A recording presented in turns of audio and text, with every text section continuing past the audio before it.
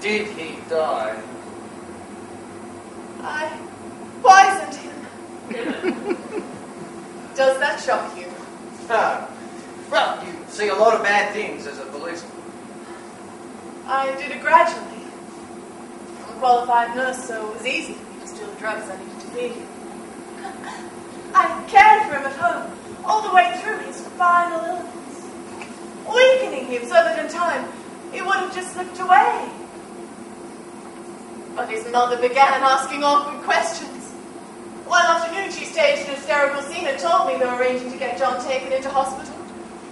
As soon as she left, I fed him an entire bottle of sleeping pills. He was so weak, like a little boy lying in bed with the covers pulled up to his chin.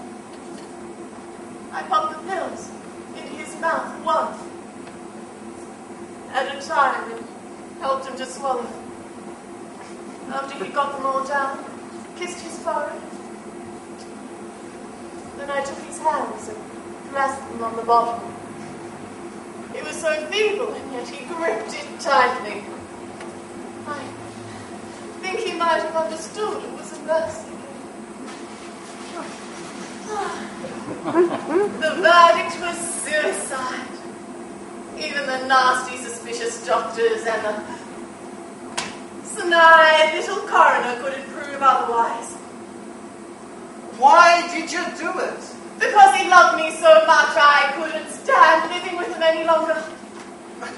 Most people would just get separated or get a divorce. It would have broken his heart. He lived for me. The rest of his life would have been torture. Broken hearts, men. No, they don't, Bill. Look at you. Separated from your wife and kids. A lonely man guarding a graveyard. Bruised, hurting inside. It's a die God be sorry to lose. I'm never going to stop loving them. A relationship is like a steel trap. Even if you escape from it, you're left maimed. I thought I was free of John, but 6 months later I'm back here. Why? Guilt. No, you have to make choices in life. As this one made you happy. No. Life goes on just as before, as if nothing remarkable had happened. Only worse, because now I feel like an outsider. I miss John. I realize now he was my excuse. When life was disappointing, I could tell myself it was because I married a dreary man. Now I can't avoid the truth.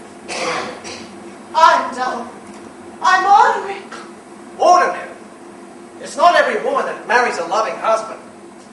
And it's not every woman who murders him. And that's the worst of it. The most extraordinary thing I've ever done in my life was killing my husband. And I can't share it with anyone. Everyone has a story to tell. But not everyone can find an audience. You're smart. It must be why I'm here.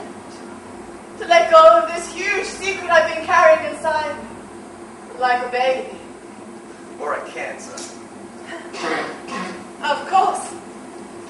I've been very silly.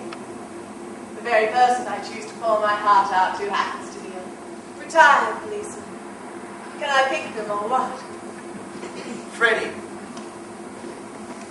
if you give me one word of genuine remorse, I'll let you walk out of here. You'll never feel you belong with people as long as you carry this secret that sets you apart from them.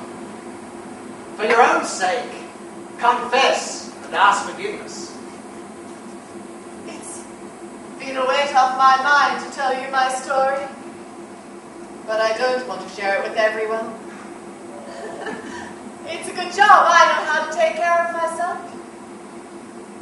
Oh! This will be over in 2 seconds, Bill. No! Oh! Trust me. I'm a qualified nurse. Oh! No! That does bring back an unhappy memory. It was when I was called to a brawl in a nightclub. A guy got stabbed in the back. I didn't realize it at first.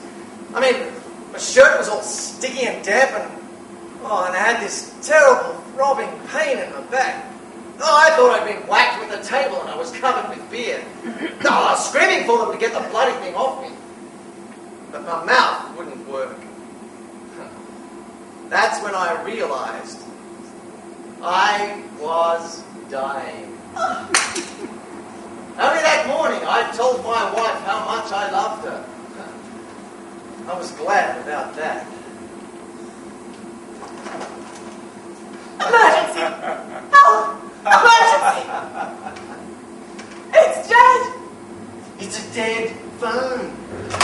Everything here is dead. We're the night watch. We go back to the grave when dawn breaks.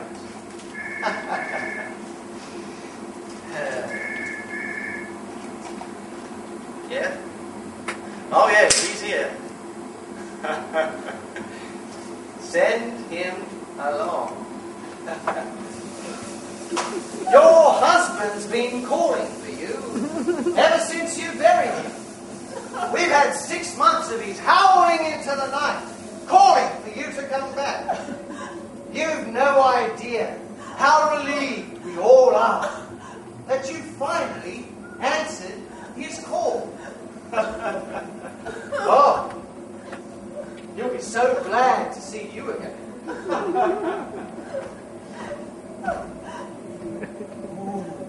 Well, two's company, three's a crowd. I'll let you two lovebirds get reacquainted.